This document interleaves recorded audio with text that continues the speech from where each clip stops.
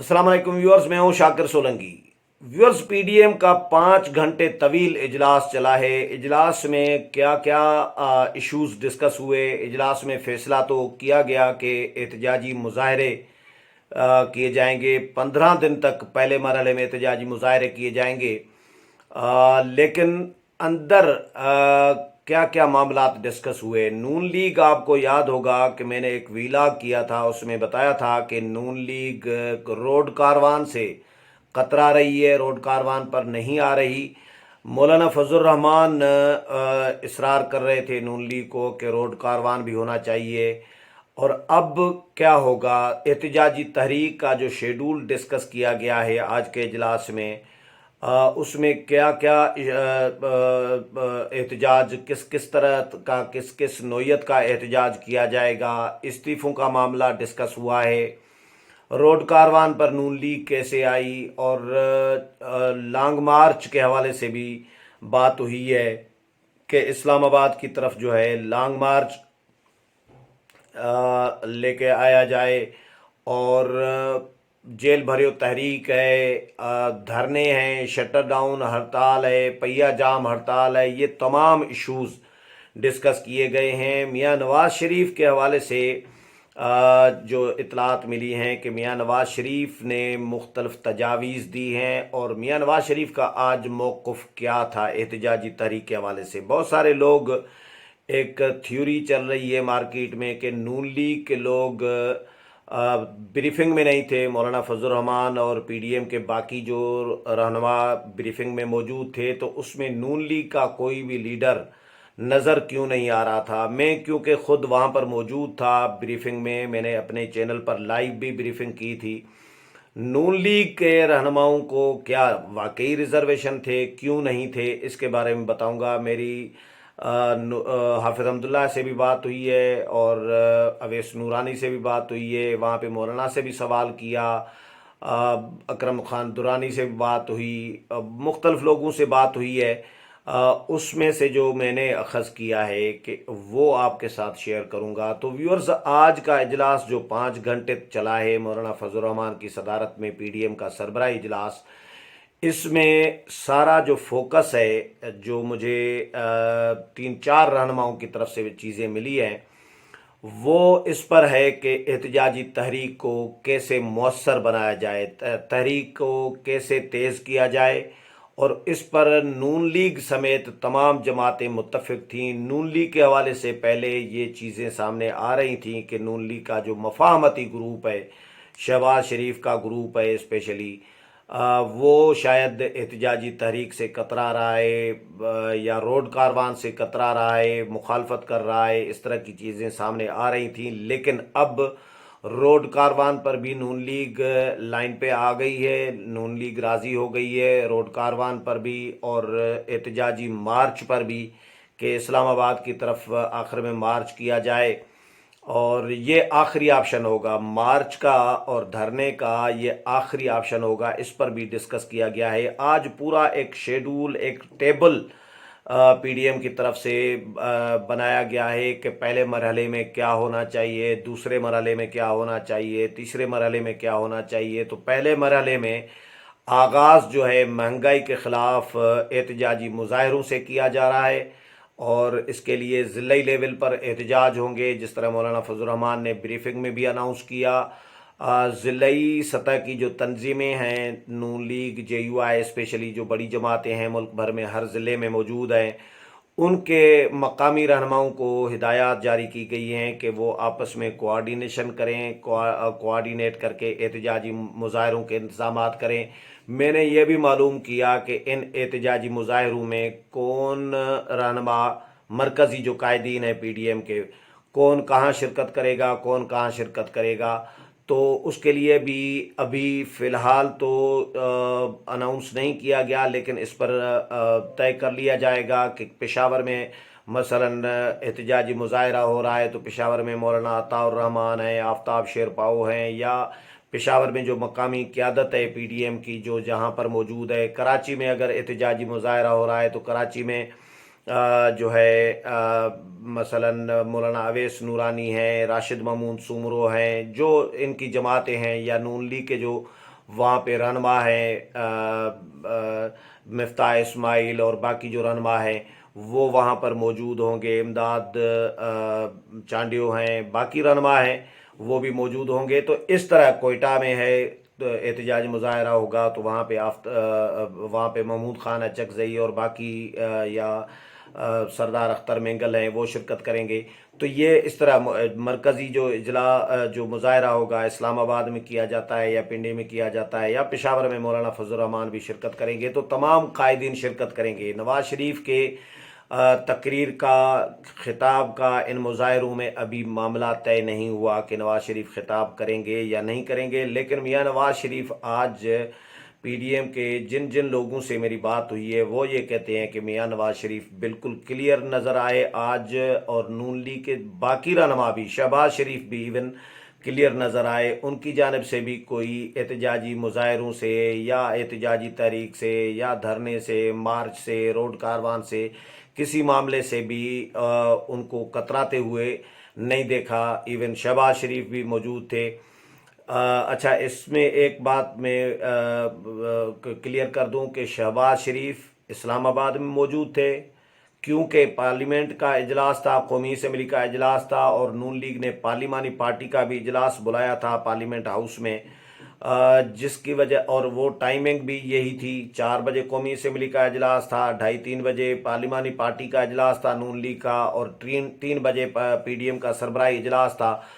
تو شہباز شریف اجلاس میں روبرو شریک نہیں ہوئے، وہ ویڈیو لنک پر پارلیمنٹ ہاؤس سے یا اپنے گھر سے وہ شریک ہوئے ہیں اجلاس میں، کیونکہ کام بہت زیادہ، میٹنگیں بہت زیادہ تھی اس لیے۔ اور اس کے علاوہ میاں نواز شریف ان کے ساتھ اسحاق ڈار وہ بھی ویڈیو لنک پر تھے، مریم نواز لاہور سے ویڈیو لنک پر تھیں، اور جو سردار اختر مینگل ہیں وہ دبئی گئے ہوئے ہیں، وہ دبئی سے ویڈیو لنک پر موجود تھے۔ باقی رہنما جو ہیں محمود خان اچکزئی ہوئے، مولانا فضل الرحمان ہیں، شاہد خاقان عباسی جو پی ڈی ایم کے سیکرٹری جنرل ہیں، نون لیگ کے سینئر نائب صدر ہیں، وہ بنفس نفیس موجود تھے اجلاس میں۔ اسی طرح مولانا اویس نورانی جے یو پی کی طرف سے، جمعیت اہل حدیث کی طرف سے پروفیسر ساجد میر آئے ہوئے تھے، نیشنل پارٹی کی طرف سے ڈاکٹر عبد المالک بلوچ اپنے ساتھیوں کے ساتھ تھے، اسی طرح مولانا عبد الغفور حیدری تھے اور اکرم خان درانی تھے۔ تو یہ تمام قائدین جو تھے اس اجلاس میں، تمام جماعتوں کے سربراہان نے شرکت کی ہے، اور کھل کر ڈیبیٹ کی گئی ہے کہ پہلے مرحلے میں احتجاجی مظاہرے کیے جائیں مہنگائی کے خلاف، کیونکہ اس وقت قوم اپوزیشن کی طرف دیکھ رہی ہے کہ حکومت نے تو لوگوں کی کمر توڑ کر رکھ دی ہے، لوگوں کی چیخیں نکال دی ہیں حکومت نے، مہنگائی کر کے، معیشت تباہ کر کے، بے روزگار کر کے لوگوں کو۔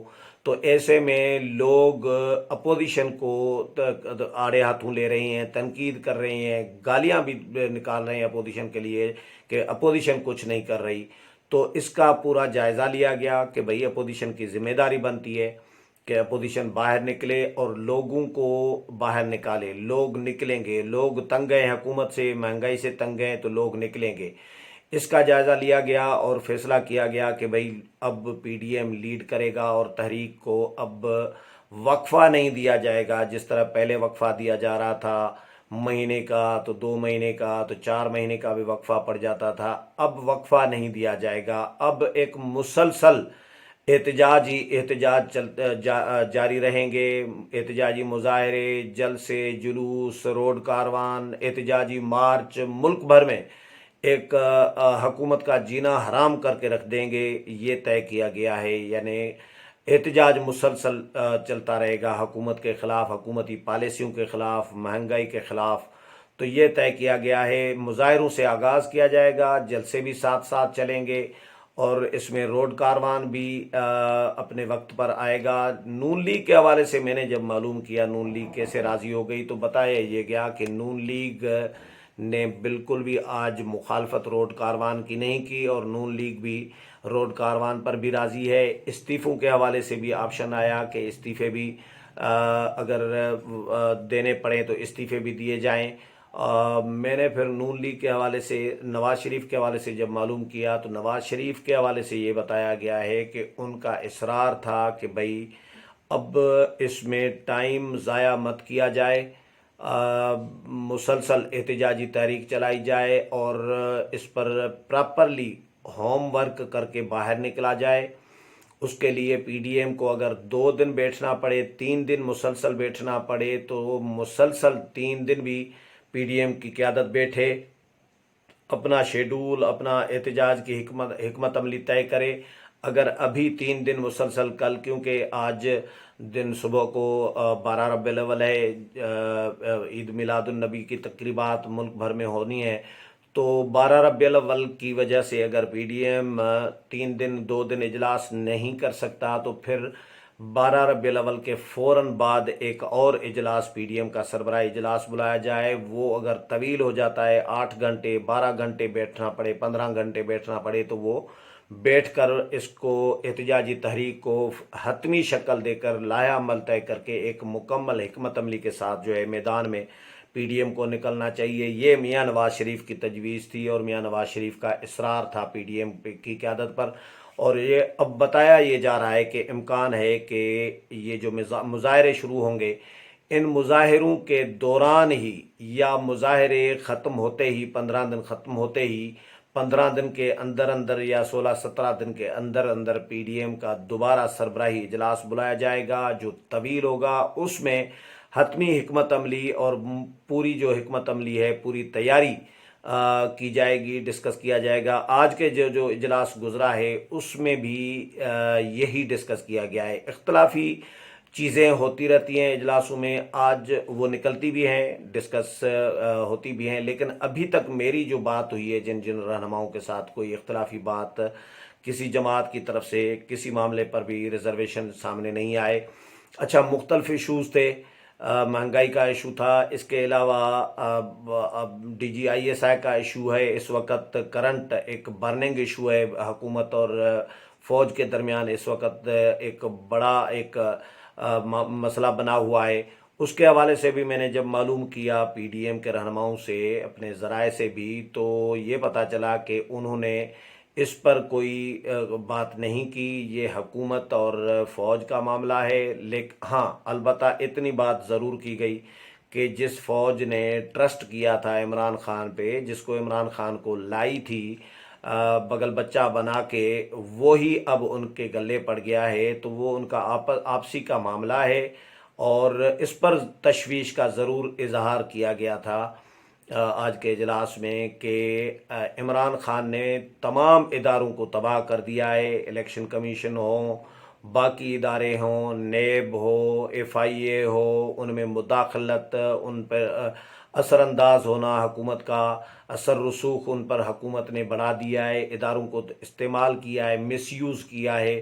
اب ایک ادارہ بچ گیا تھا آئی ایس آئی اور فوج کا، تو ان کو بھی اب حکومت نے متنازع بنا دیا ہے. اس پر تشویش کا اظہار ضرور کیا گیا، لیکن یہ کہا گیا کہ اب جو اسٹیبلشمنٹ لائی تھی عمران خان کو، اور جو ہمارا موقف تھا پی ڈی ایم کا کہ عمران خان اس ملک کی تباہی کریں گے، اس ملک کے ہر ادارے کی تباہی کرنے آئے ہیں، تو وہ آج ثابت ہوا ہے پی ڈی ایم کا، اپوزیشن کا، کہ اپوزیشن جو دعویٰ کرتی تھی عمران خان کے حوالے سے، وہ اب سچ ثابت ہوا ہے جب فوج کے ساتھ پنگا لیا ہے عمران خان نے. اس کے علاوہ مختلف ایشوز تھے. ای وی ایم کا، انتخابی اصلاحات کی پارلیمانی کمیٹی سے متعلق آپ کو یاد ہوگا کہ نون لیگ طے کر کے آئی تھی اسپیکر چیمبر میں کہ پارلیمانی کمیٹی کا حصہ ہم بنیں گے. پیپلز پارٹی بھی طے کر کے آئی تھی، جے یو آئی بھی اس میں شامل تھی، لیکن جے یو آئی والوں نے ہاتھ نکال دیے تھے، ہاتھ کھڑے کر دیے تھے. جے یو آئی کی جو شاہدہ اختر علی ہیں، انہوں نے کہا تھا کہ بھائی میرے ساتھ کوئی ایسی مشاورت نہیں کی گئی. پیپلز پارٹی بھی پتلی گلی سے نکل گئی تھی. شازیہ مری نے کہا کہ ہم نے کوئی اتفاق نہیں کیا کہ پارلیمانی کمیٹی کا ہم حصہ بنیں گے. تو مولانا ناراض تھے اس پہ کہ بھئی پارلیمانی کمیٹی کا کیسے حصہ بن سکتے ہیں. تو اس پر اب نون لیگ کے ساتھ معاملہ ڈسکس کیا گیا. نون لیگ بھی اس بات پر ایگری ہو گئی ہے، رضامندی مند ہو گئی ہے کہ بھئی جو انتخابی اصلاحات کی پارلیمانی کمیٹی حکومت بنانا چاہ رہی ہے، اس کا پی ڈی ایم کی کوئی بھی جماعت، نون لیگ، جے یو آئی یا کوئی بھی جماعت اس کا حصہ نہیں بنے گی، اور حکومت کے ساتھ کسی قسم کے کسی لیول پر بھی انتخابی اصلاحات کے لیے یا کسی بھی ایشو کے لیے حکومت کے ساتھ مذاکرات نہیں کیے جائیں گے، اور پارلیمانی کمیٹی کا بھی حصہ نہیں بنے گے۔ یہ طے ہو گیا ہے۔ باقی ایشو، اچھا نیب آرڈیننس کا بھی آیا، نیب آرڈیننس کو مسترد کر دیا ہے۔